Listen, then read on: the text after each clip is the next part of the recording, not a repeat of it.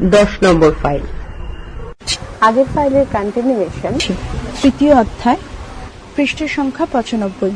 5. শিক্ষার সুযোগ। গ্রিক কলেজগুলিতে সফিস্টদের দেওয়া ব্যয়সাধ্য নতুন ধরনের শিক্ষা ব্যবস্থা একমাত্র ধনী ব্যক্তিরা গ্রহণ করতে পারত।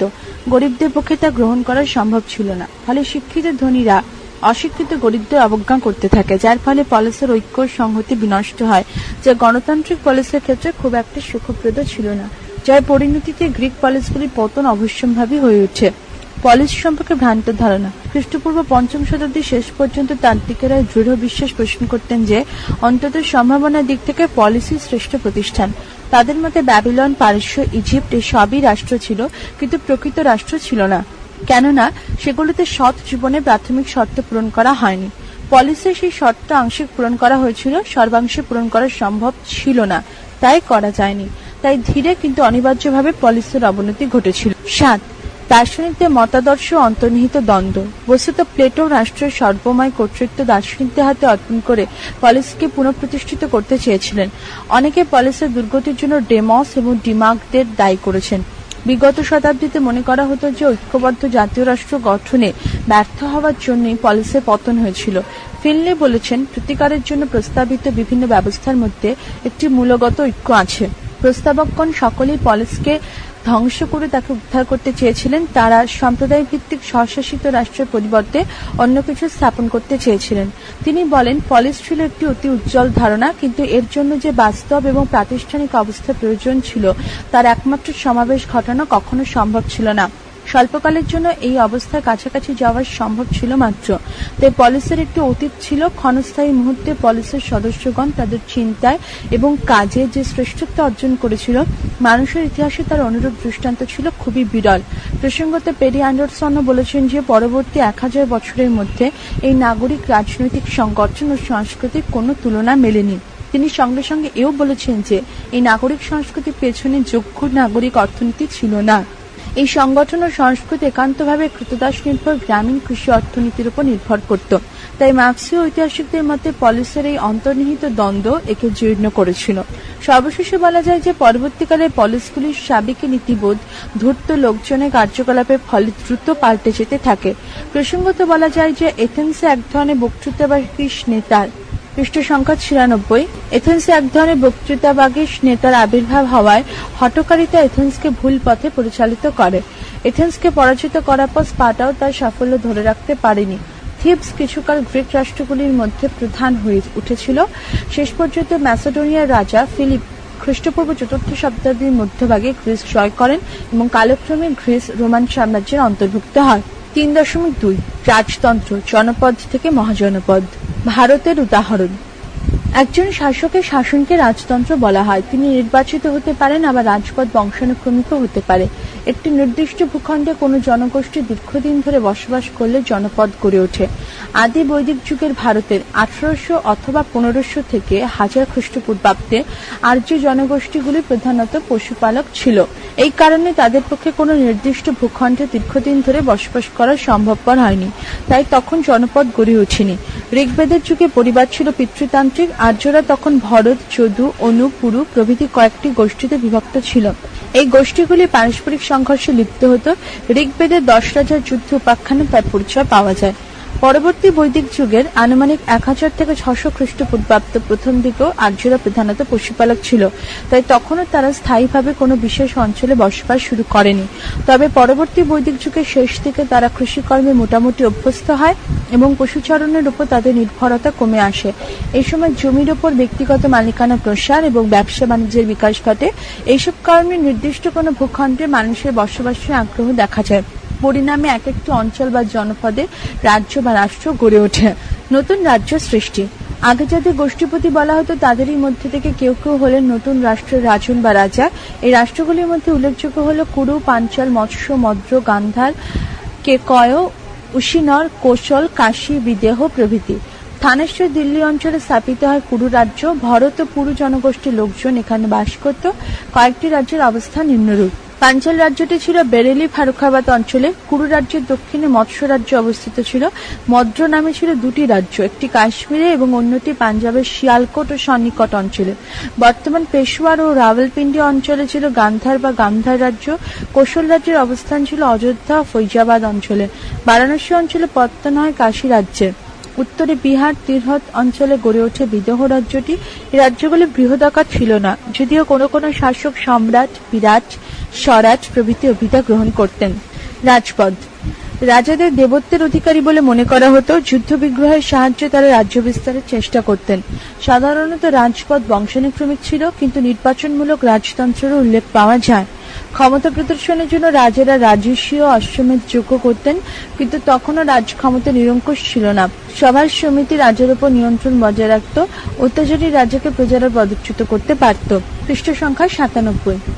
রাজার প্রধান কাজ ছিল অভ্যন্তরীণ ও বৈদেশিক আক্রমণ থেকে প্রজাদের রক্ষা করা এবং তাদের নৈতিক ও অর্থনৈতিক উন্নতি সাধনে উদ্যোগী হওয়া। রাজা বিচার করতেন, কতগুলি ধর্মীয় আচার অনুষ্ঠানও তিনি পালন করতেন। যুদ্ধক্ষেত্রে তিনি সৈন্যদের নেতৃত্ব দিতেন, তাকে সাহায্য করার ছিলেন পুরোহিত ও সেনাপতি। রাজকার্য পরিচালনায় তিনি মন্ত্রীর পরামর্শ গ্রহণ করতেন। রাজ্যের প্রশাসনিক ও সামরিক ব্যয় প্রভৃতি নির্বাচনে রাজা প্রজাদের কাছ থেকে নিয়মিত কর আদায় করতেন। করের পরিমাণ ছিল উৎপন্ন ফসলে 1/6 অংশ। বণিকদের নিকট থেকে তিনি পেতেন তাদের মুনাফার 1/6 অংশ। মহাজনপদ। ক খ্রিস্টপূর্ব 6ষ্ঠ শতকে ভারতের দ্বিতীয় নগরায়ন পরিলক্ষিত হয়। লৌহের ব্যাপক ব্যবহার শুরু হয়। মুদ্রা ব্যবস্থা প্রচলন ঘটে এবং ব্রাহ্মণ্য ধর্মবিরোধী জৈন, বৌদ্ধ, আজীবিক প্রভৃতি নতুন ধর্মমত প্রচারিত হয়। উত্তর ভারতে এই সময় কয়েকটি শক্তিশালী রাজ্য গড়ে ওঠে। এদের বলা হয় ষোড়শ মহাজনপদ, অর্থাৎ 16টি বড় জনপদ বা রাজ্য। এই রাজ্যগুলি সম্পর্কে প্রধানত জানা যায় বৌদ্ধ গ্রন্থ অঙ্গুত্তর নিকায় এবং জৈন গ্রন্থ ভগবতী সূত্র থেকে। এছাড়া পুরাণসমূহ বৌদ্ধ গ্রন্থ দীর্ঘ নিকায়, চুল্ল নির্দেশ, মহাবস্তু এবং পাণিনির অষ্টাধ্যায়ী থেকেও কিছু গুরুত্বপূর্ণ তথ্য জানা যায়। প্রধান উল্লেখিত মহাজনপদগুলি হচ্ছে অঙ্গ, মগধ, কাশী, কোশল, বৃজি, মল্ল, চেদি, বৎস, কুরু, পাঞ্চাল, মৎস্য, সুরসেন, অশ্বক বা অশ্মক, অবন্তী, গান্ধার এবং কম্বোজ। এদের ভৌগোলিক অবস্থিতি ও রাজধানীর নাম যা জানা যায় তা নিম্নরূপ: 1. কাশী, রাজধানী বারাণসী। 2. কোশল, বর্তমান অযোধ্যা, রাজধানী শ্রাবস্তী। 3. অঙ্গ, পূর্ব বিহার। পৃষ্ঠ সংখ্যা 98। 3. অঙ্গ, পূর্ব বিহার, রাজধানী চম্পা। 4. মগধ, দক্ষিণ বিহার, রাজধানী রাজগৃহ। 5. চেদি, বুন্দেলখণ্ড। 6. মল্ল, গোরক্ষপুর, রাজধানী কুশীনগর। 7. ব্রিজি বা বজ্জি, উত্তর বিহার। 8. বৎস, এলাহাবাদ, রাজধানী কৌশাম্বী।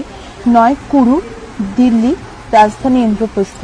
10. মৎস্য, জয়পুর। 11. পাঞ্চাল, রাজধানী অচ্ছিদ্র ও কাম্পিলা। 12. সুরসেন, মথুরা, রাজধানী মথুরা। 13. অবন্তী, মালব ও মধ্যপ্রদেশের কিছু অংশ। 14. অশ্মক, গোদাবরী উপত্যকা, রাজধানী পোজালি। 15. গান্ধার, পেশোয়ার, রাওয়ালপিন্ডি। 16. কম্বোজ, পশ্চিম কাশ্মীর, রাজধানী রাজপুর। 16টি মহাজনপদের মধ্যে ব্রিজি ও মল্ল ছিল প্রজাতান্ত্রিক রাজ্য, বাকিগুলি ছিল রাজতান্ত্রিক।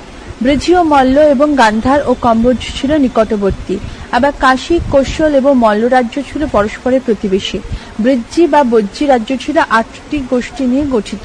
এদের মধ্যে 4টির নাম জানা যায়: বিদেহ, লিচ্ছবি, শাক্য এবং জ্ঞাত্রিক। মহাভারতের যুগ থেকে কুরু, পাঞ্চাল, কাশী, কোশল, গান্ধার প্রভৃতি রাজ্যের খ্যাতি শোনা যায়। প্রায় 100 বছর ধরে রাজনৈতিক প্রাধান্য প্রতিষ্ঠার জন্য এদের মধ্যে সংঘর্ষ চলেছিল। শেষ পর্যন্ত মগধ জয়ী হয়। অধ্যাপক হেমচন্দ্র রায়চৌধুরী মতে খ্রিস্টপূর্ব 5ম শতাব্দীর মধ্যে অন্যান্য মহাজনপদগুলি গুরুত্বহীন হয়ে পড়ে। খ. মহাজনপদের যুগে রাজনৈতিক অবস্থা। এই মহাজনপদগুলি বেশিরভাগই রাজতন্ত্রের অধীন ছিল, তবে রাজতন্ত্রের পরিবর্তে কতগুলি রাজ্যে পরবর্তীকালে প্রজাতন্ত্র বা অভিজাততন্ত্র প্রতিষ্ঠিত হয়েছিল। শাসন কাজের সুবিধার্থে আমলা ও সৈন্যবাহিনীর সৃষ্টি হয়। কোন কোন রাজার স্থায়ী সৈন্যবাহিনী ছিল, বাকিরা যুদ্ধের সময় চাষীদের সৈনিক হিসেবে ব্যবহার করত। এদের ব্যয় নির্বাহের জন্য রাজারা প্রজাদের এই থেকে বলীয় ভাগ 2 ধরনের রাজস্ব আদায় করতেন। সাধারণত উৎপন্ন ফসলে 1/6 অংশ রাজা প্রাপ্য ছিল। প্রতিবেশী রাজ্যগুলি লুট করে রাজারা তাদের আয় বৃদ্ধি করতেন। আমলাদের মধ্যে প্রশাসনের দায়িত্বপ্রাপ্ত ছিল সর্বার্থক মহামাত্য, সামরিক বিভাগে তদারক করতেন সেনানায়ক মহামাত্য, জমি জরিপের দায়িত্ব ছিলেন রজ্জুগ্রাহক অমাত্য, রাজস্ব পরিমাণ স্থির করতেন দ্রোণ মাপক মহামাত্য এবং গ্রাম শাসনের দায়িত্ব পালন করতেন গ্রাম ভোজক বা গ্রামণী। বিচারের ভার ছিল ব্যবহারিক মহামাত্যের উপর। নির্যাতন, অঙ্গচ্ছেদন, কারাবাস প্রভৃতি ছিল প্রচলিত শাস্তি। খ্রিস্টপূর্ব ষষ্ঠ শতকে রাজার ক্ষমতা বেশ বৃদ্ধি পায় এবং তা প্রায় নিরঙ্কুশ হয়ে ওঠে। গণ বা সংঘ। এ যুগে গণতান্ত্রিক বা অভিজাততান্ত্রিক রাজ্যগুলোকে বলা হতো গণ বা সংঘ। এগুলোতে অভিজাত ক্ষত্রিয়দেরই প্রাধান্য ছিল। বৃজি, মল্ল, লিচ্ছবি ও শাক্যদেশীয়রা এই জাতীয় রাজ্য গঠন করেছিল। এই রাষ্ট্রের প্রধান শাসককে বলা হতো গণপতি, গণজ্যেষ্ঠ বা সংঘ মুখ্য। সম্ভবত জনগণের কোন প্রতিনিধি সভা তাকে নির্বাচিত করত। এই প্রতিনিধি সভায় 500 বা 900 জন সদস্য ছিল। সম্ভবত অঞ্চল প্রধানরা প্রতিনিধি সভার সদস্য হতেন। এদের রাজা বলা হতো। প্রতিনিধি সভায় কোনো প্রস্তাব উত্থাপিত হলে তা হয় সর্বসম্মতভাবে নয়তো ভোটের মারফত গৃহীত বা বাতিল হতো। নিচু থেকে উঁচু সবকটি আদালতে দোষী সাব্যস্ত হলে কোনো ব্যক্তিকে শাস্তি দেওয়া হতো। মগধের উত্থানের কারণ। ষোড়শ মহাজনপদগুলির মধ্যে প্রতিদ্বন্দ্বিতায় মগধের সাফল্যের একাধিক কারণের কথা ঐতিহাসিক রমেশচন্দ্র মজুমদার প্রমুখরা উল্লেখ করেছেন। এগুলি হল পৃষ্ঠ সংখ্যা 99। এগুলি হল 1. গঙ্গা ও তার শাখা নদীগুলির কারণে এখানে মাটি উর্বর ও শস্য সমৃদ্ধ ছিল, প্রচুর বৃষ্টিপাত হতো। 2. খাদ্য ও জনসংখ্যা প্রাচুর্য দেশটিকে শক্তিশালী করে তোলে। 3. গঙ্গা ও তার উপনদীগুলি অল্প ব্যয়ে যোগাযোগের প্রশস্ত মাধ্যম ছিল। তারা অভ্যন্তরীণ ও বৈদেশিক ব্যবসা বাণিজ্যের জলপথ হিসেবে ব্যবহৃত হতো। 4. মগধের রাজধানী গিরিব্রজ বা রাজগৃহ 5টি পাহাড় দিয়ে ঘেরা বলে বেশ সুরক্ষিত ছিল। 5. বিহারের মগধ, ধলভূম ও সিংভূমের তাম্র এবং লৌহখনি থেকে উত্তোলিত লোহা ও তামা নানা হাতিয়ার ও অস্ত্রশস্ত্র নির্মাণে ব্যবহৃত হতো। 6. বিহারের নিকটবর্তী বনাঞ্চলে প্রচুর হাতি পাওয়া যেত। যুদ্ধক্ষেত্রে এরা বিপক্ষ সৈন্যদের ত্রাসের কারণ ছিল। 7. বিম্বিসার থেকে চন্দ্রগুপ্ত মৌর্য পর্যন্ত রাজাদের অনেকেই ছিলেন সুকৌশলী, প্রথম শ্রেণীর সেনাপতি ও শাসক। তাদের মন্ত্রীরাও ছিলেন কূটনীতি বিশারদ। সর্বোপরি তারা রাজনৈতিকভাবে দেশকে ঐক্যবদ্ধ করার মহৎ আদর্শে চালিত হতেন। 3.3 সাম্রাজ্য সংজ্ঞা রাজতন্ত্রের সঙ্গে তার পার্থক্য। সাম্রাজ্য সংজ্ঞা। রাজ্যের সম্প্রসারিত রূপকে সাম্রাজ্য বলা হয়। এনসাইক্লোপিডিয়া ব্রিটানিকার মতে সমস্ত সাম্রাজ্যের বিভিন্ন জাতি ও সংস্কৃতির লোকজন নিয়ে গঠিত। রাজতন্ত্রের সঙ্গে সাম্রাজ্যের পার্থক্য। রাজ্য সাম্রাজ্যেরই ক্ষুদ্র সংস্করণ। সাধারণত রাজপদ ও সম্রাটপদ উভয়ই বংশানুক্রমিক হতো। 2. রাজ্য ক্ষুদ্র বা বৃহৎ হতে পারে, তবে সাম্রাজ্যের মতো বৃহদায়তন নয়। 1. একাধিক জাতি ও বিভিন্ন সংস্কৃতির লোকজন নিয়ে রাজ্য গঠিত হতে পারে। রাজ্যে নানা ভাষা, ধর্ম প্রভৃতি প্রচলন থাকাও স্বাভাবিক, তবে কোনো রাজ্যই সাম্রাজ্যের মতো অতিজাতিক এবং বহুবিধ সংস্কৃতি বিশিষ্ট হয় না। 4. প্রতিটি রাজ্যেই সৈন্যবাহিনী, আমলাবর্গ, গুপ্তচর, অর্থাগমের ব্যবস্থা প্রভৃতি থাকে। সাম্রাজ্য এদের সবকটি বর্তমান, কিন্তু সেগুলির আকার ও প্রকার সুবিশাল, ব্যাপক ও জটিল। সম্রাট বহু বিজিত রাজ্যের একচ্ছত্র শাসক, তিনি মহারাজাধিরাজ। রাজার অধীনে অন্য কোনো রাজা থাকেন না, থাকতে পারে সামন্তবর্গ মাত্র। সম্রাটরা তাদের মাহাত্ম্য প্রচার করে প্রজাদের ভীত সন্ত্রস্ত বিমুগ্ধ রাখার জন্য বিশাল বিশাল প্রাসাদ, মন্দির, পিরামিড, মূর্তি প্রভৃতি নির্মাণ করাতেন এবং অতিশয় আড়ম্বরপূর্ণ দরবার বসাতেন। রাজারাও এসব করতেন, তবে সাম্রাজ্যের তুলনায় অনেক ক্ষুদ্রাকার এবং অবশ্যই কম ব্যয়। সাম্রাজ্য কোনো দেশের সীমানা অতিক্রম করে অন্য দেশে বা অন্য মহাদেশে বিস্তৃত হতে পারে, কিন্তু কোনো রাজ্যের পক্ষে এটি সম্ভবপর নয়। পারস্যিক সাম্রাজ্য, ম্যাসিডোনীয় সাম্রাজ্য, রোমান সাম্রাজ্য, মঙ্গল সাম্রাজ্য, আরবের ইসলামিক সাম্রাজ্য একাধিক মহাদেশে বিস্তৃত ছিল। রাজ্যের শাসক সাধারণত স্বজাতীয়, একই ভাষাভাষী এবং স্বধর্মীয় হওয়ায় তার প্রতি প্রজাদের আনুগত্য স্বতঃস্ফূর্ত হয়ে থাকে, যা বিদেশি সম্রাটদের ক্ষেত্রে প্রায় কখনোই হয় না। 9. অভ্যন্তরীণ দুর্বলতা, বৈদেশিক আক্রমণের ফলে রাজ্য ও সাম্রাজ্য উভয়েরই পতন ঘটে, তবে রাজ্যের পতন যত সহজে ঘটে, সাম্রাজ্যের বেলায় সাধারণত তা হয় না। খুব কম সাম্রাজ্যেই সকল শ্রেণীর পৃষ্ঠ সংখ্যা 100 খুব কম সাম্রাজ্যে সকল শ্রেণীর প্রজাদের সঙ্গে উদার আচরণ করা হতো। একমাত্র রোমান সাম্রাজ্যে বিজিত সমস্ত রাজ্যের প্রজাদেরই রোমান নাগরিকত্ব দেওয়া হতো। প্রাচীন ও মধ্যযুগের অন্য কোনো সাম্রাজ্যে এটি ছিল অভাবনীয়। সাম্রাজ্য তুলনা। মৌর্য সাম্রাজ্য এবং ম্যাসেডোনীয় সাম্রাজ্য। পৃষ্ঠ সংখ্যা 101। কালসীমা। চন্দ্রগুপ্ত মৌর্য কর্তৃক প্রতিষ্ঠিত মৌর্য সাম্রাজ্য 137 বছর খ্রিস্টপূর্ব 324 থেকে খ্রিস্টপূর্ব 187 স্থায়ী হয়েছিল। তুলনায় ম্যাসেডোনীয় সাম্রাজ্য ছিল ক্ষণস্থায়ী। ম্যাসেডোনীয় সাম্রাজ্যের প্রতিষ্ঠাতা ফিলিপ 359 খ্রিস্টপূর্ব থেকে 336 খ্রিস্টপূর্ব রাজত্ব করার পর তার পুত্র দিগ্বিজয়ী বীর আলেকজান্ডার এই সাম্রাজ্যের সর্বাধিক বিস্তৃতি ঘটান 335 খ্রিস্টপূর্ব থেকে 323 খ্রিস্টপূর্ব। পরবর্তী 2 দশকের মধ্যে ম্যাসেডোনীয় সাম্রাজ্য আলেকজান্ডারের সেনাপ্রধানের মধ্যে বিভক্ত হয়। আয়তন: মৌর্য সাম্রাজ্য ম্যাসেডোনীয় সাম্রাজ্যের তুলনায় অপেক্ষাকৃত ছোট ছিল। মৌর্য সাম্রাজ্য ভারতের অধিকাংশ এবং ভারতের বাইরে নেপাল ও আফগানিস্তানে বিস্তার লাভ করেছিল। অন্যদিকে ম্যাসেডোনীয় সাম্রাজ্যটি বিস্তৃত ছিল ইউরোপ, এশিয়া, আফ্রিকা বেশ কিছু অঞ্চল জুড়ে। শাসন ব্যবস্থা: তবে আলেকজান্ডার বিশাল সাম্রাজ্য দখল করলেও অকালে প্রয়াত হওয়ার ফলে সুশাসনের ব্যবস্থা করে যেতে পারেননি। অন্যদিকে চন্দ্রগুপ্ত মৌর্য ও অশোক একটি জনহিতকর ও সুদক্ষ শাসন ব্যবস্থা এবং রণনিপুণ সৈন্যবাহিনী গড়ে তুলতে পেরেছিলেন।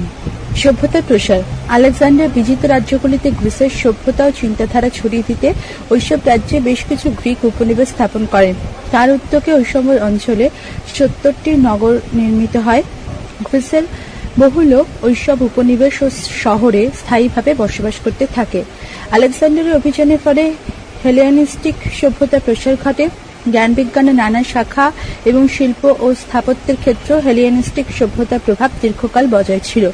উত্তর পশ্চিম ভারতের শিল্প, মুদ্রা, শাসন ব্যবস্থা প্রভৃতিতে গ্রিক প্রভাব সুস্পষ্ট। ব্যাকট্রিয়ার গ্রিক, পৃষ্ঠ সংখ্যা 102।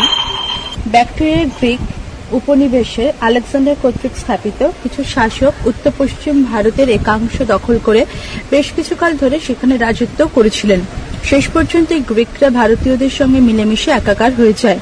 ধর্মীয় প্রচার: বৌদ্ধ ধর্ম প্রচারে সম্রাট অশোকের অবদান সমান উল্লেখযোগ্য। তিনি তার পুত্র, মতান্তরে ভ্রাতা মহেন্দ্র ও কন্যা সংঘমিত্রাকে ধর্ম প্রচারের উদ্দেশ্যে লঙ্কাদ্বীপে পাঠিয়েছিলেন।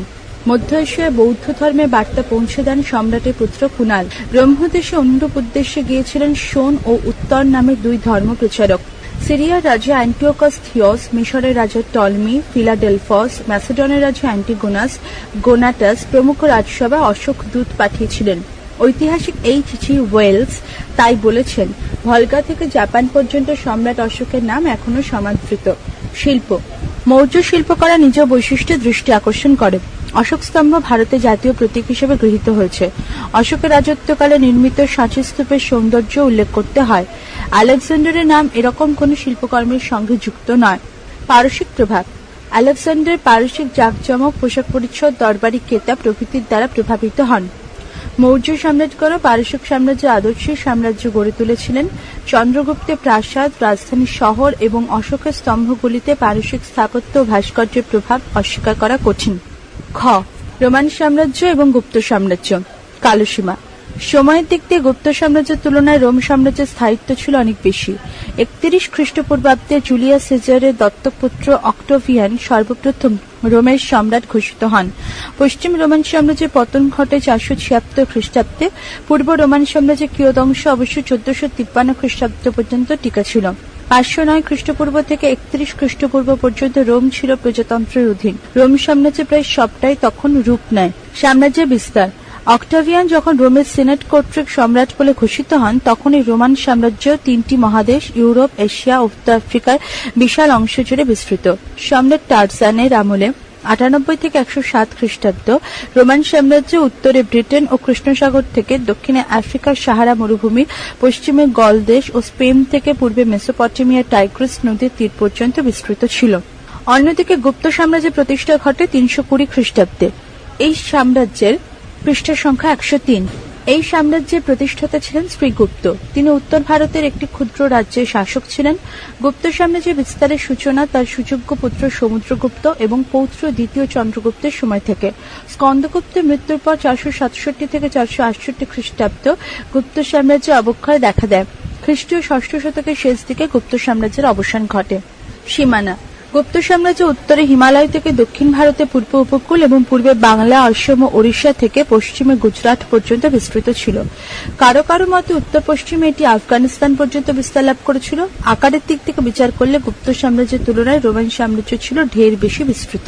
রাজপদের মহিমা: গুপ্ত এবং রোমান সাম্রাজ্যের সম্রাটরা নিজেদের দেবতা বলে প্রচার করতেন। হরিসেন রচিত এলাহাবাদ প্রশস্তিতে সমুদ্রগুপ্তকে অচিন্ত পুরুষ, লোকধাম দেব, ইন্দ্র, বরুণ এবং অন্তক বা যম বলা হয়েছে। সামরিক শক্তি: গুপ্ত ও রোমান সাম্রাজ্য সামরিক শক্তির উপর প্রতিষ্ঠিত ছিল। সম্রাট পদ বংশানুক্রমিক হলেও সামরিক শক্তির সাহায্যে ক্ষমতারোহণের দৃষ্টান্তের অভাব ছিল না। সম্রাটদের প্রকৃতি: বেশ কয়েকজন রোমান সম্রাট ছিলেন নিষ্ঠুর এবং সাংঘাতিক অত্যাচারী। এদের মধ্যে নৃশংসতম ছিলেন নিরো।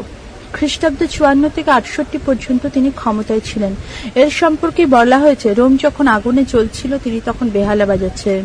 এইসব স্বৈরাচারী রোম সম্রাটদের কেউ কেউ আততায়ী হাতে নিহত হন। গুপ্ত সম্রাটরা স্বৈরাচারী হলেও জনদরদী ছিলেন। দণ্ড ব্যবস্থা: গুপ্ত যুগে শাস্তি ব্যবস্থা ছিল মৃদু প্রকৃতির। গুরু অপরাধে লঘু শাস্তি দেওয়া হতো। একাধিকবার রাজদ্রোহের শাস্তি ছিল একটি হাত কেটে ফেলা। চীনা পর্যটক ফাহিয়েন এই কথা বললেও কালিদাসের শকুন্তলা নাটকে অপরাধীদের কঠোর শাস্তি দেওয়া উল্লেখ মেলে। মৃচ্ছকটিক নাটকে অপরাধী প্রাণদণ্ডের কথা বলা হয়েছে। তবে রোমান আমলে যেভাবে অপরাধী ও নির্দোষ খ্রিস্টানদের শাস্তি দেওয়া হতো তার তুলনা গুপ্ত যুগে পাওয়া যায় না। করভার: রোমান যুগে করভার খুবই বেশি ছিল। রাজ্যে কর এবং শুল্কের হার বেশি ছিল না। প্রদেশগুলো তাদের অর্থ সৈন্য সরবরাহের কেন্দ্র বলে গণ্য হতো। রোম সাম্রাজ্য ছিল কেন্দ্রীভূত। প্রাদেশিক শাসন: অপরদিকে গুপ্ত শাসন ব্যবস্থায় কেন্দ্রীকরণ ও বিকেন্দ্রীকরণের মধ্যে সমন্বয় ঘটেছিল। স্থানীয় প্রতিনিধি সভার মাধ্যমে পৃষ্ঠা সংখ্যা 104 স্থানীয় প্রতিনিধি সভার মাধ্যমে সম্রাটের সঙ্গে অঞ্চলগুলি যোগাযোগ স্থাপন করত। তবে আঞ্চলিক শাসনকর্তাদের যথেষ্ট স্বাধীনতা দেওয়ায় গুপ্ত সাম্রাজ্যে বিচ্ছিন্নতাবাদী প্রবণতা রোধ করা সম্ভব হয়নি। উদারতা: বহুজাতি, ধর্ম, ভাষা ও সংস্কৃতির শান্তিপূর্ণ সহাবস্থানে প্যাক্স রোমানা বা রোম সাম্রাজ্য খ্যাতি অর্জন করে। ভূমধ্যসাগরকে বেষ্টন করে সহস্রাধিক বছরেরও অধিক সময় সুবিশাল সাম্রাজ্যের সর্বত্র তারা শান্তি স্থাপন করেছিল। বিজিত অঞ্চলের অধিবাসীদের তারা নাগরিকত্ব দান করেছিল। দীর্ঘ বৈদেশিক শাসনের পর ভারতের এক বিশাল অংশকে রাজনৈতিক ও প্রশাসনিকভাবে ঐক্যবদ্ধ করে গুপ্ত সম্রাটরা খ্যাতি লাভ করে। ধর্মনিরপেক্ষতা: রোমান সম্রাটরা অপরের ধর্ম ও সংস্কৃতির বিরোধিতা করতেন না। বিজাতীয় ও বিধর্মী প্রজাদেরও তাঁরা উচ্চ পদে নিযুক্ত করতেন। তবে ইহুদি ও খ্রিস্টানদের দমন করতে তাঁরা দ্বিধা করতেন না। গুপ্ত সম্রাটরা শুধু পরধর্মমত সহিষ্ণু ছিলেন না, তারা অন্য ধর্মের লোকদের মন্ত্রী ও সেনাপতি রূপে নিয়োগ করতে দ্বিধা করতেন না। অর্থনৈতিক সমৃদ্ধি: গুপ্ত এবং রোম সাম্রাজ্যে অর্থনৈতিক সমৃদ্ধির সুবিদিত। অভ্যন্তরীণ বাণিজ্য ও লোক চলাচলের জন্য রোমান সম্রাটরা 12,000 মাইল দীর্ঘ পথ নির্মাণ করে। রোম সাম্রাজ্যের স্বর্ণমুদ্রা প্রচলন ছিল। রোমান বণিকরা বহির্বাণিজ্যের ক্ষেত্রে তৎপর ছিলেন। চীন থেকে রেশম স্থলপথে রোমে পৌঁছত, যাকে আমরা সিল্ক রুট বলি। তা দিয়ে অগণ্য মালবাহী পশু প্রতি বছর প্রচুর পরিমাণ রেশম চীন থেকে রোমে বহন করে নিয়ে যেত। খ্রিস্টপূর্ব প্রথম শতাব্দীতে শুরু হয়ে ভারত এবং রোম সাম্রাজ্যের মধ্যে 400 বছর ঘনিষ্ঠ বাণিজ্যিক সম্পর্ক ছিল। কুষাণরা এই বাণিজ্যে অংশগ্রহণ করেছিল, কিন্তু গুপ্ত সাম্রাজ্য প্রতিষ্ঠার পূর্বেই বাণিজ্যের এই ধারা ক্ষীণ হয়ে এসেছিল। হুন আক্রমণের ফলে রোম সাম্রাজ্যের অন্তিম অবস্থায় তা লোপ পায়। রাষ্ট্রীয় আয়ের উৎস ও বাণিজ্য: গুপ্ত যুগে ভূমি রাজস্ব রাষ্ট্রের আয়ের প্রধান উৎস হলেও বাণিজ্যিক তৎপরতা যথেষ্ট পরিমাণে ছিল। আভ্যন্তরীণ নিরাপত্তার কারণে দেশের বিভিন্ন প্রান্তের মধ্যে পণ্য চলাচল সহজ হয়েছিল। পূর্ব ভারতের সঙ্গে দক্ষিণ পূর্ব এশিয়ায় বাণিজ্যিক সংযোগ স্থাপিত হয়। পশ্চিম ভারত থেকে দ্বিতীয় চন্দ্রগুপ্ত শকদের বিতাড়িত করার পর ভূমধ্যসাগরীয় বাণিজ্যে ভারতীয় বণিকরা অংশগ্রহণের সুযোগ পায়। ভারতীয় জাহাজগুলি আরব সাগর, ভারত মহাসাগর এবং চীন সাগরে অবাধ চলাফেরা করত। গুপ্ত সাম্রাজ্যের স্বর্ণ, রৌপ্য, তাম্র মুদ্রা চালু ছিল। নীতিবোধ: বিচিত্র দেশগুলি থেকে প্রচুর সম্পদ আহরণের ফলে রোমান অভিজাত বর্গ আরো বিত্তশালী হয়ে ওঠে। প্রশাসনের উচ্চ পদগুলি তাদের দখলে ছিল। ক্রমে বিলাসিতার কারণে তাদের নৈতিক অধঃপতন দেখা দেয়। সাম্রাজ্যের শান্তি শৃঙ্খলা অত্যন্ত বিঘ্নিত হয়। গুপ্ত সম্রাট দ্বিতীয় চন্দ্রগুপ্ত গুজরাট দখল করার পর পশ্চিম ভারতে বন্দরগুলি থেকে প্রভূত ধনসম্পদ পশ্চিম ভারতের বন্দরগুলি থেকে প্রভূত ধনসম্পদ গুপ্ত সাম্রাজ্যকে আরও সমৃদ্ধ করলেও রোমানদের মতো নৈতিক অধঃপতন তাদের মধ্যে দেখা দেয়নি। অবশ্য সাম্রাজ্যের অভিজাত বর্গ যে বেশ ভোগবিলাসী হয়ে পড়েছিল তার প্রমাণ পায় বাদশায়নে কামসূত্র গ্রন্থে। মৃচ্ছকটিক নাটক থেকেও জানা যায় গুপ্ত আমলে ধনী ও নির্ধনদের মধ্যে বৈষম্য প্রকট ছিল। দাসশ্রম: রোমান অর্থনীতি দাঁড়িয়েছিল দাসশ্রমের উপর। দাস মালিকরা তাদের উপর অকথ্য নির্যাতন চালাত। পৃষ্ঠা সংখ্যা 105। গুপ্ত আমলে দাস ব্যবস্থা উল্লেখ মিললেও অর্থনীতি তাদের উপর নির্ভরশীল ছিল না। অপরদিকে গুপ্ত আমলে অস্পৃশ্যতা ও জাতিভেদ প্রথা রোমান সাম্রাজ্যে ছিল না। নগর সভ্যতা। রোমান আমলে শহরগুলি সুসজ্জিত ও মনোরম ছিল, সেগুলিতে স্নানাগার, চমৎকার জল নিকাশি ব্যবস্থা প্রভৃতি ছিল।